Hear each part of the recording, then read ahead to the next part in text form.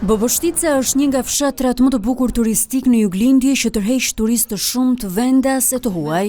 Koço Gjogji dhe Vera Gjergu tregojnë për mikpritjen dhe gatimet tradicionale të kësaj zone. Boboshtica me tërë kuptimin e fjalës është perla e Korçës dhe boboshtarët janë njerëz shumë mikpritës.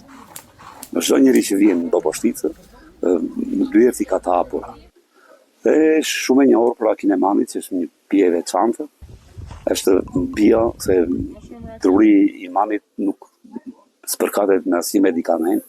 Është siç e ka bërë Zoti i ne. Çfarë bën kaq të veçantë lakrorin e Bobosticës, lakrorin në Type? Është një produkt që në kohët e lashta, që ziret vetëm me miell, ujë dhe krip, në asgjë tjetër. Bëhet me çfarë do lloj gjelle.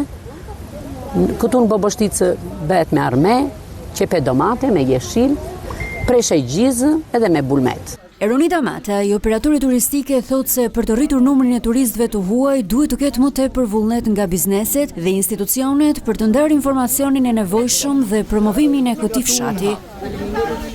Për neve patjetër që është gjithmonë atraksione dhe është një pjesë shumë e bukur e vendit tonë, por fatkeqësisht për turistët e huaj është shumë larg për të arritur informacionin nëse ne nuk bëjmë diçka. Pra kjo që po bëjmë neve sot, ftojmë ata që sjellin turistët e huaj, pra pjesa ndërlidhëse midis vendit tonë dhe të huajve.